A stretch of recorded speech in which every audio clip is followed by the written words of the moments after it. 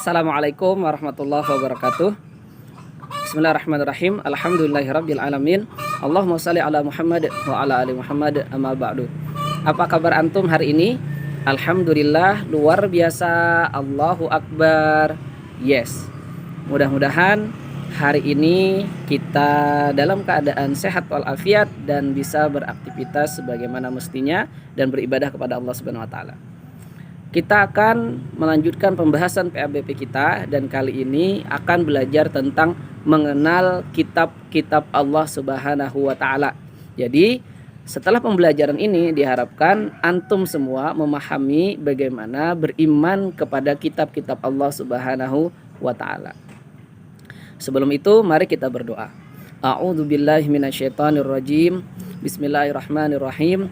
Rabbi zidna ilma warzuqna fahma birahmatika ya arhamar rahimin. Anak-anak sekalian yang dimuliakan Allah, hari ini kita akan belajar mengenal kitab-kitab Allah Subhanahu wa taala.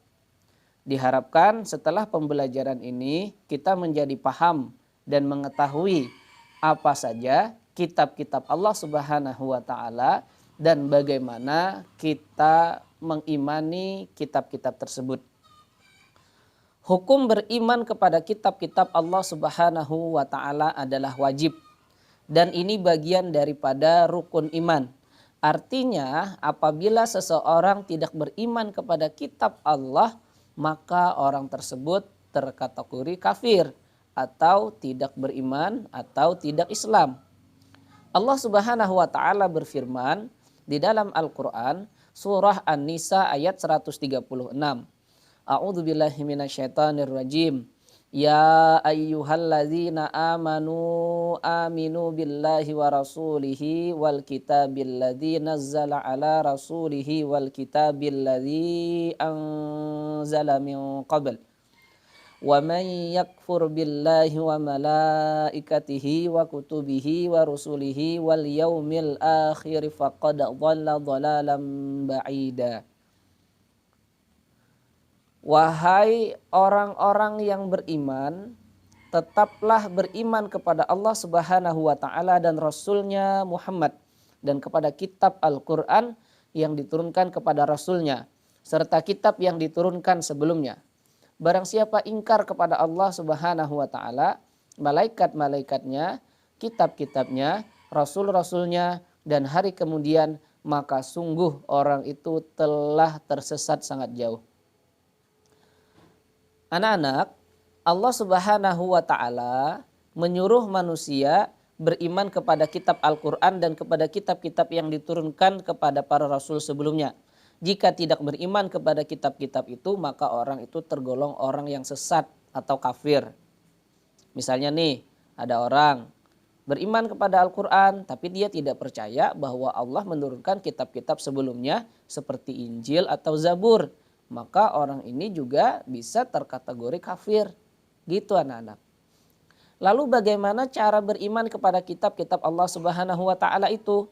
Caranya dengan meyakini bahwa Allah Subhanahu wa taala telah menurunkan kitab-kitabnya kepada Rasulnya melalui malaikat Jibril. Kitab-kitab tersebut harus dijadikan pedoman hidup untuk menuntun dan mengatur cara kita bersikap dan berperilaku untuk mencapai keselamatan dan kebahagiaan hidup di dunia dan di akhirat. Ini berlaku untuk kitab Al-Quran anak-anak. Tetapi untuk kitab-kitab sebelumnya cukup kita mengimani saja. Karena kitab-kitab sebelumnya pada hari ini sudah dirubah oleh orang-orang yang tidak bertanggung jawab. Isinya tidak lagi 100% sebagaimana yang ketika itu diturunkan oleh Allah Subhanahu wa taala. Apalagi Al-Quran itu datang untuk menyempurnakan kitab-kitab terdahulu. Jadi Al-Quran itu sudah sempurna untuk pedoman hidup kita dari zaman Rasulullah sekarang hingga yang akan datang. Nah anak-anak, kita memasuki pembahasan nama-nama kitab Allah Subhanahu wa taala. Allah telah menurunkan kitab suci berupa beberapa suhuf yang diberikan kepada Nabi dan Rasul yang berbeda zaman dan umatnya. Semua kitab suci dan suhuf tersebut diturunkan oleh Allah kepada para nabi dan rasul untuk dijadikan apa? Sebagai sumber kebenaran dan petunjuk untuk memperoleh keselamatan dan kebahagiaan dunia dan akhirat.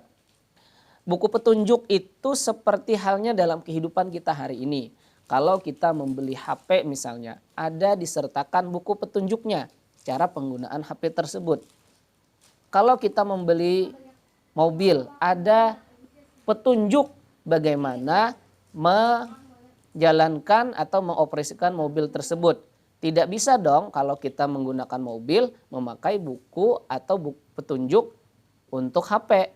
Atau sebaliknya, menggunakan HP memakai buku petunjuk dari penggunaan mobil.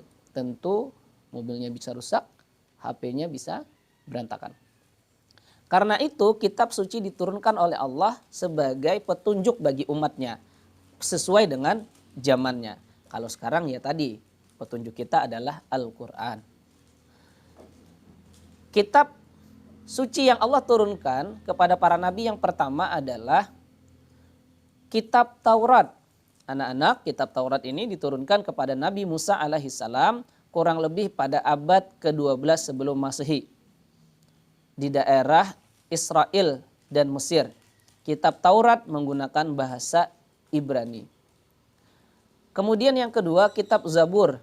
Kitab Zabur diturunkan kepada Nabi Daud alaihissalam ketika beliau menduduki tahta sebagai Raja Bani Israel pada abad ke-10 sebelum Masehi di tanah Kanaan. Dan yang ketiga adalah kitab Injil.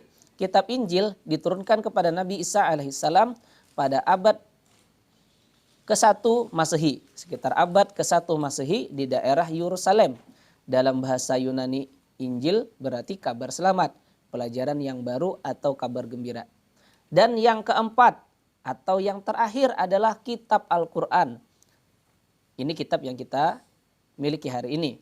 Kitab Al-Quran mulai diturunkan kepada Nabi Muhammad SAW pada abad ke-6 Masehi di Mekah.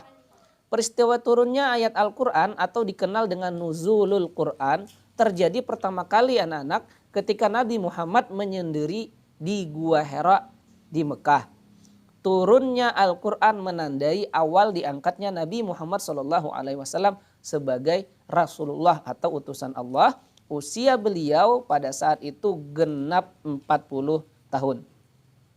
Ingat ya, Al-Quran terdiri dari 114 surah terbagi dalam 30 juz dan 6.236 ayat. Al-Quran diturunkan atau diwahyukan selama 22 tahun, 2 bulan dan 22 hari. Al-Quran ini menyempurnakan seluruh hukum-hukum Allah yang terdapat dalam kitab-kitab yang diturunkan sebelumnya. Ia diturunkan untuk seluruh umat manusia sebagai rahmat semesta alam atau disebut dengan rahmatan lil alamin. Wallahu alam bissawab. Begitulah anak-anak beriman kepada kitab-kitab Allah Subhanahu wa taala. Artinya kita mengimani semua kitab yang diturunkan oleh Allah tersebut, kitab Injil, Zabur, Taurat dan Al-Qur'an. Mengimani Al-Qur'an dalam kehidupan kita sekarang berarti menjadikan Al-Qur'an sebagai pedoman hidup kita.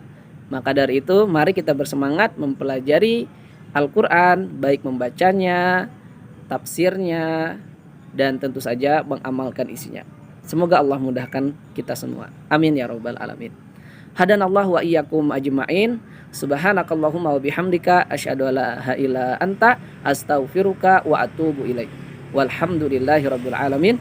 Wassalamualaikum warahmatullahi wabarakatuh.